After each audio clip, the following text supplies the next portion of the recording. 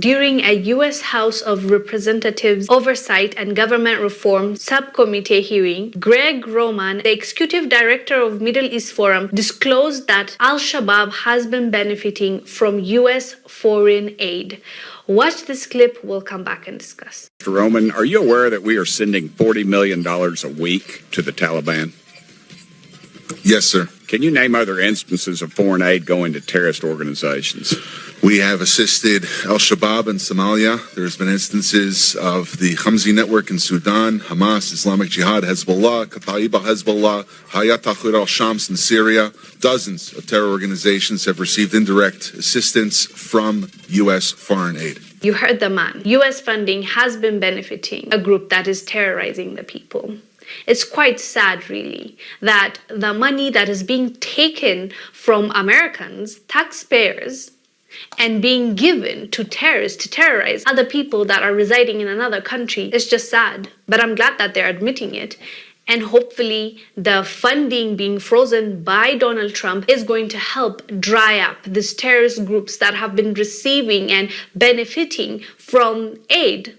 This is why we say aid actually doesn't help poor countries and the poor people. It benefits a few people or politicians. It's not really doing what it's supposed to do, which is help the poor, the needy. That's not what's happening. It's actually making things worse, conflicts worse because of the funding, the money flowing in. So now that they're talking about it, hopefully they can stop sending money to these countries and making it worse for the people that are residing in the country. They have a bunch of dishonest people.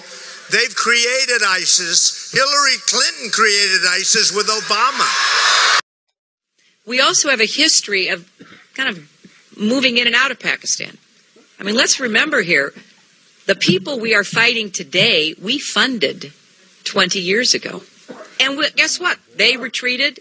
They lost billions of dollars, and it led to the collapse of the Soviet Union. So there's a very strong argument, which is, wasn't a bad investment to end the Soviet Union, but let's be careful what we sow. Leadership with the Congress, led by Democrats, as we will harvest.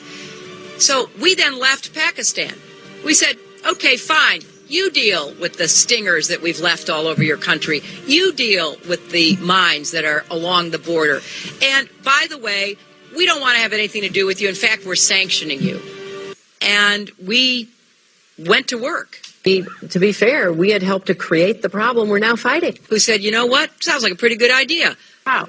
Because when the Soviet Union invaded Afghanistan, we had this brilliant idea that we were going to come to Pakistan and create a force of mujahideen, equip them with Stinger missiles and everything else to go after the Soviets inside Afghanistan. And we said, great, goodbye, leaving these trained people who were fanatical in Afghanistan and Pakistan, leaving them well armed, creating a mess, frankly, that at the time we didn't really recognize. We were just so happy to see the Soviet Union fall, and we thought, okay, fine, we're okay now. Everything's going to be so much better.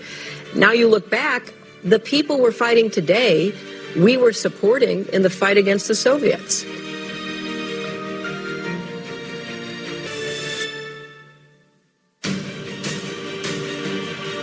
Jeff Weaver, Senator Sanders' campaign manager, said that your foreign policy and you support a foreign policy that helped give rise to the creation of ISIS.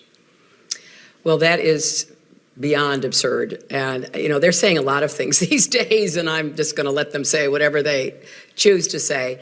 Times is reporting on a story that's a devastating blow to Hillary Clinton. They say the following, quote, when Hillary voted to authorize the war in Iraq in 2002, she justified her support of the invasion as a way to protect America's national security.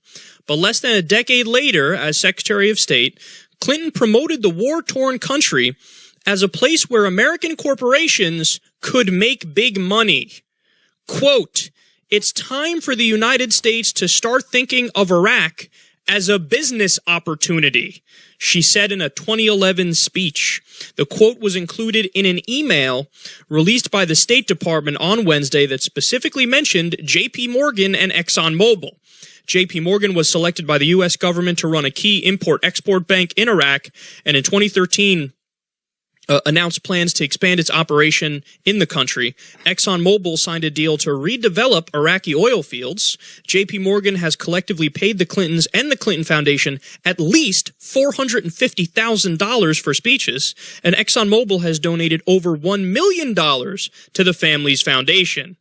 A Clinton staffer, Tom Nides, hosted an event, quote, on investing in Iraq with senior executives from 30 U.S. companies and senior representatives from the U.S. and Iraqi governments. Oh boy. So in other words, the main thing that you fear about the Clinton family is true. And that is that they are the epitome of an establishment elitist family. They have connections in government, they have connections in business, and they're working tirelessly to connect the two and be involved in the circle jerk of cash and power.